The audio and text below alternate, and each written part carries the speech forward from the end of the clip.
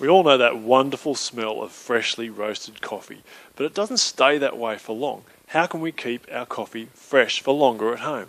Hi, my name's Stephen and welcome to Barista Banter. Improve your coffee, rethink life. Life is short. While you and I may get 80 years if we're lucky, the lifespan of coffee is much, much shorter. A bit like the aging process, after 40, it all goes downhill pretty quickly from there. Ecclesiastes says, remember your maker before days come and you find no pleasure in them and the silver cord is broken.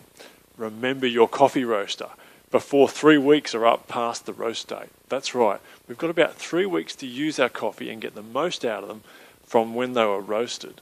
After that, coffee loses its mojo and it's pretty much show over. So right here we've got some bags of beans. And sometimes it's tempting to buy bags of beans in a large quantity because they're on special, or we can save on postage. But really, if we're not going to consume these within 3 weeks of the roast date, we're better off without them. In fact, what we're better off doing is just buying enough to get us through 3 weeks from the roast date. And so what I've got here is a bag of coffee, which is within that time frame. And apart from that, what else can we do to be enjoying coffee while it's really fresh and keeping it fresh? Well, the three things that degrade beans very quickly are air, light, and moisture. And you'll notice that coffee often will come in bags like this, which are opaque to keep the light out, and can be sealed to keep the moisture out, and have a neat one-way valve which allows the carbon dioxide which comes off coffee when it's roasted, allows that carbon dioxide to come out, but won't allow the air in.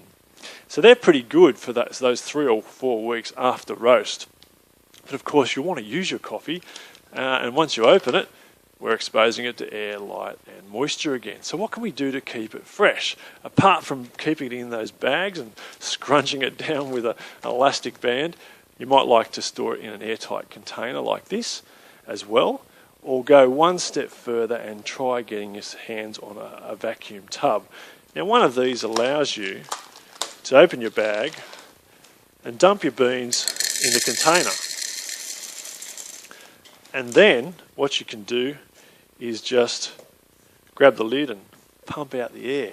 You can see that the plastic it's made of is quite dark to stop light getting in, and this will seal the beans seal the beans from moisture and air, and keep them fresh for longer.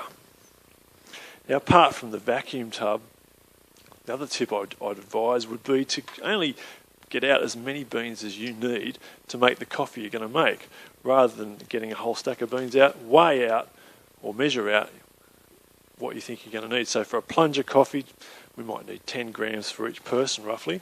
So I could weigh that out or just look at a tablespoon roughly, and that would be enough for one person. And that way I'm not actually getting more beans out and exposing more beans to light and air and moisture than I need to. And then grind those beans when you're going to make the coffee. Not half an hour before, not a day before, and only grind as much as you need. And that way you won't be tempted to store any ground coffee that's left over, because once coffee's ground, you're exposing to air, light and moisture much more than the bean, because it's all smashed up into little grounds, and it's going to lose its mojo even faster. So there's a few tips for helping you to keep your coffee fresh for longer at home. This is Barista Banter. Improve your coffee, rethink life.